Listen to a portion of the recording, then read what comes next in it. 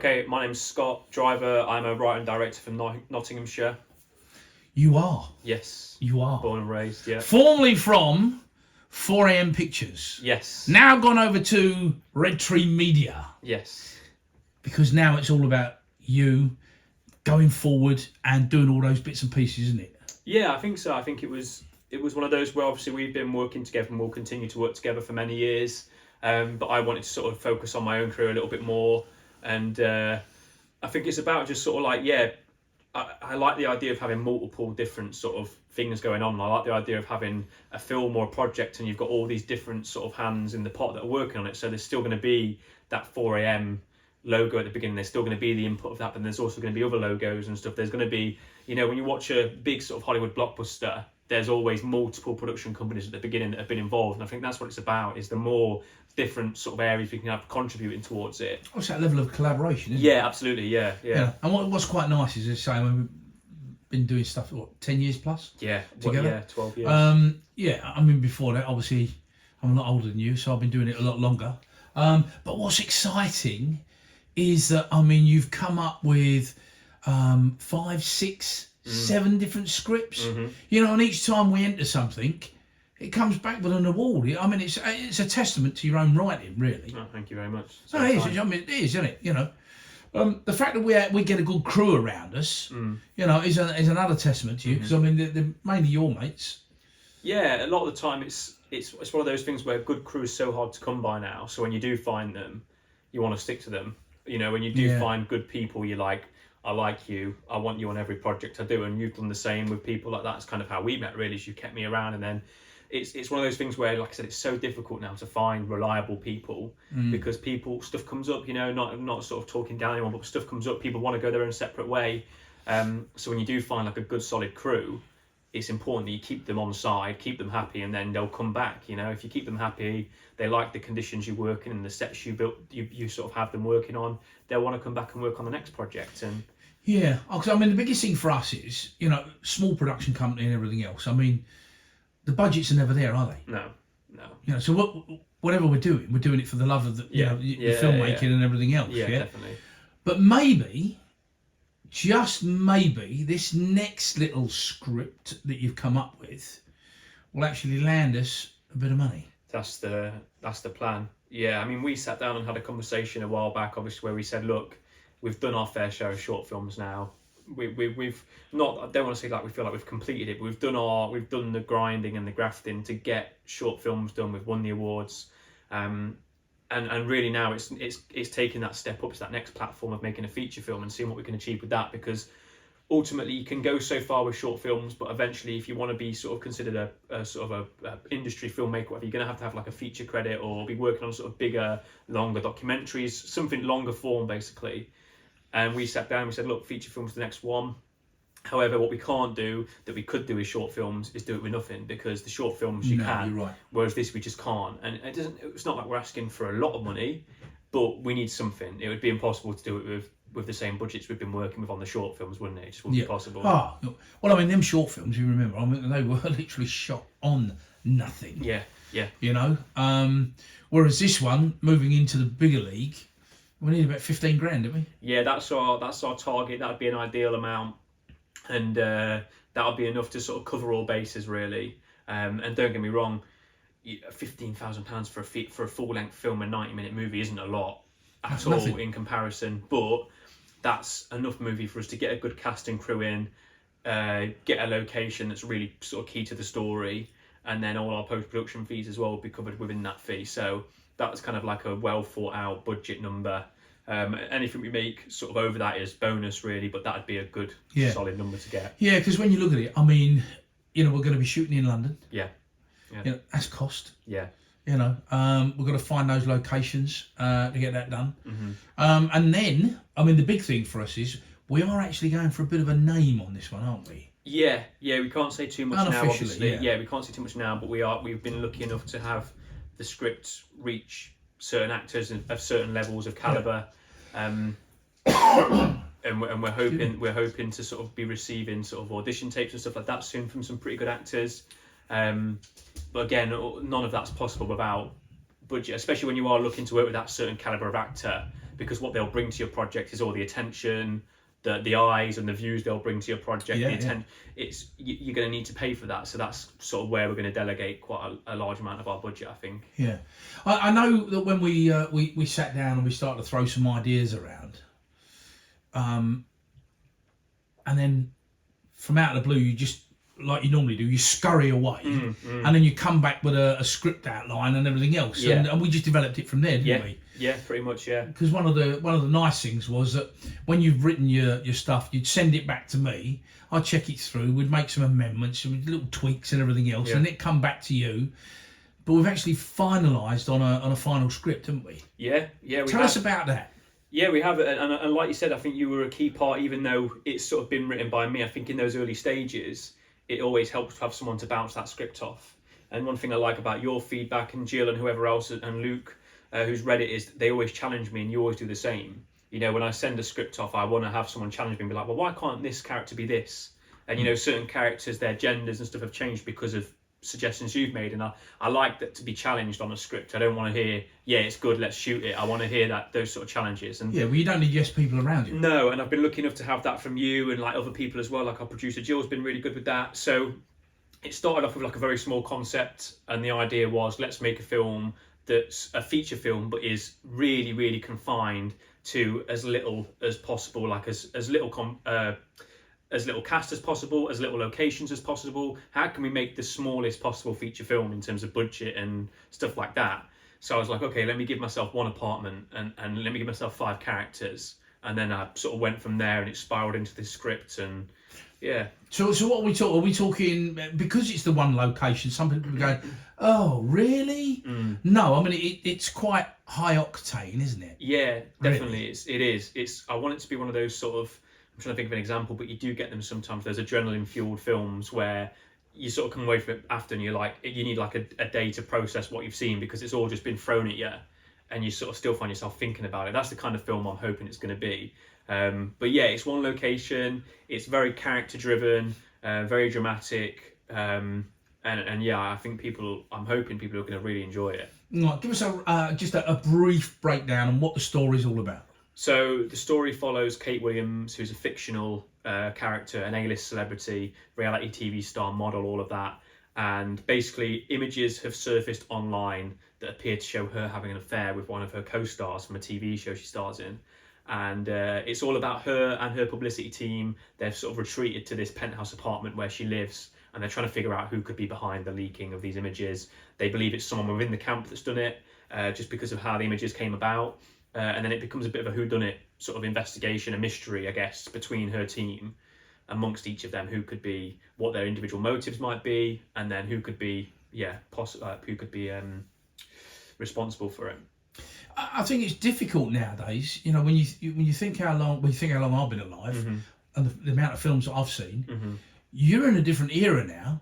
But to try and get a subject matter that hasn't been covered. It's so bloody difficult. Yeah, it's really tough. And this one, you know, people will look at it and be like, oh, it's just like this, or there's always going to be those comparisons you get. I think one of the things we've always said from the start is we're sort of looking at the bigger picture of this. We've got other projects, which I'm sure we'll talk about on this channel in the future, with sort of like potentially shooting away in France and stuff like that. Really, this one is just about setting the ball rolling and just taking that step up from short to feature length. And then hopefully that'll put us in a position to go and make all these other projects. You know, we're not trying to, I've been saying it to a few people, we're not trying to reinvent the wheel with this film. It's never going to be an Oscar winner or anything crazy like life shifting. It's just to get us on that platform. It's just to get us on that platform and get us amongst the other sort of peers that are operating in feature film. You know, it's just taking that step up, and you know, it's always going to be a tester, and it's a feeding out process, but you've got to do it at some point, and we've decided now's the time. Yeah. I think the other thing that I like about it is the fact that, you know, it will put Newark on the map. Because what I've noticed, you know, over the years is more and more people are doing the media, you know, courses and everything else, and creating all this content and everything. You know? Yeah. So which is a nice thing for us. With regards to characters and everything else, because people are probably thinking, well, where are they going to get them from? So give us the process. What do you do? Well, this is the thing. It's because it's a step up for us now. It's all going to be very different. and it's all going to be sorry about the cat. It's always going to be like it's going to be different for this time round, because in short films, you know, we've often relied on going back to actors we've worked with in the past, similar to the Crew scenario, where it's like if someone you've worked with is good, you go back to them. And often a lot of the time with our short films, because of the limited budget, we've kind of had to not settle but go for actors that were within our budget because we're so restrained. Whereas ideally this time round, we're going to be in a position where we can actually say, you've got to audition for it. And it's not just a free pass into a role. It's going to be one of those where we want to have people compete for these parts and audition, send in their tapes. Whereas before, perhaps, if we've done actors before, had actors, it'd be, oh, you know so-and-so whose daughter's an actor, or I know so-and-so whose cousin's an actor. And it's been like those connections. Whereas now with this sort of bigger playing field we're operating on, we want it to be people who are well established in the industry, good actors, that we can be like, send us an audition tape. And we can be a bit more sort of thorough with that process. Yeah. I think that's also going to be the case for the Crew, though, isn't it? Yeah, absolutely. Yeah, definitely. I think we've definitely, going back to what we said at the beginning, a lot of the time it becomes friends and friends of friends and family who help out on films. But, you know, it can be quite ruthless. And I think especially now we're getting to this point in our careers where we're stepping up to that feature film. Obviously, you've done it before, but for me, my first time, I want to make sure that every single person who's in the crew has earned the right to be there and has got the credentials to be there, rather than, oh, this is so-and-so's cousin, he's a good lad, so bring him on your set. It's got to be people who have really deserved to be there. And yeah, I mean, they've got to prove that they can actually do the work as well. Yeah, absolutely. You know what I mean? So, I mean, if anyone's watching and listening, I mean, if you've got an IMDb page or, you know, one of that, something that we can go to, something that we can see. Absolutely, yeah. Would be absolutely fantastic. Now, just going forward with this, you know, like we've said, there's 15,000 that we've got to raise. We've got that campaign out at the moment. What platform's that on? It's on Greenlit, so it's a sort of a new one for us. But yeah, a new sort of fundraising platform similar to Indiegogo and Kickstarter, but it's tailored sort of specifically to film. Whereas you Kickstarter and Indiegogo, you can have like tech startups and entrepreneurs who post their businesses on there and whatnot. Sort of like a Dragon's Den sort of thing, whereas this is purely catered to film, Greenlit. So we're hoping we're going to be able to sort of like zone in on that audience we're looking for and target them specifically. So yeah, it's called Greenlit. What do we want from people? I mean, look, it's a really difficult and trying time for anyone financially at the moment, because, you know, times are really hard, and I understand that asking people to put their hands in their pocket and give money to a little film project, you know, there's not really an incentive for a lot of people to do that, because again, people have got to prioritise bills and the cost of living and everything is so crazy. But I think just spreading this project and getting it on as many computer screens, phone screens as possible. So things like just sharing the campaign. You know, if you're unable to give a couple of quid or whatever, sharing the campaign to your friends or whatever. Anyone else within your network you think might be interested in investing, send it to them. And then obviously if you are in a position where you can afford to sort of donate a couple of quid, even if it's just £1, whatever it might be, that's just massively appreciated. 15,000 people all giving £1. Yeah, that would be amazing. Yeah. You think how long that credit list? Because I mean, you know, if you're going to donate, you're going up on the credits, aren't they? Yeah, there's definitely. You know, they're going to be linked to the film that way. Absolutely. Any single person who donates or even shares the campaign, to me, becomes a part of the team. And I know that sounds really cliche, but it's true, because this film won't be possible without the support of people. So no, it won't. Yeah, being in the credits. You'll see the perks on the Greenlit campaign. There's a chance to be a part of the crew. There's some really cool perks on offer. Let's just stop there, just for 1 minute. The reason being is, you know, being part of the crew, yeah, that's actually quite a major thing, isn't it? Yeah. You know, and what's that going to cost them? Do you know? You put me on the spot now. Ooh, I'll have to. I should know this, but I don't. I want to say it might be the £100 donation to be a part of the crew. It's still cheap to be on a shoot. It is, and I mean, the way I see it, if you're someone who's out there looking to sort of get a start in the film industry, and you perhaps don't have the experience to go straight into a role on a big sort of budget project, this is a perfect way in.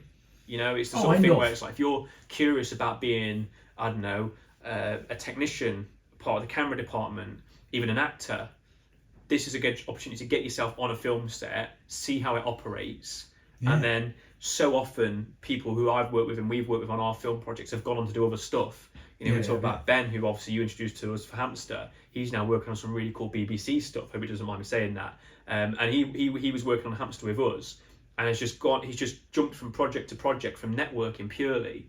So if you can get yourself on that film set, and you end up bouncing around and you're working on these cool projects with budgets and getting paid, then I think really the £100 you've paid to come on this project becomes worth it instantly, doesn't it? It's a great investment. Yeah. You work it out. How long we got to shoot for? It'd be about a week-long shoot. So 5 days, 7 days? Yeah, somewhere around So there. anywhere between £20 a day and £15 a day, say? Yeah. That's nothing, is it? No.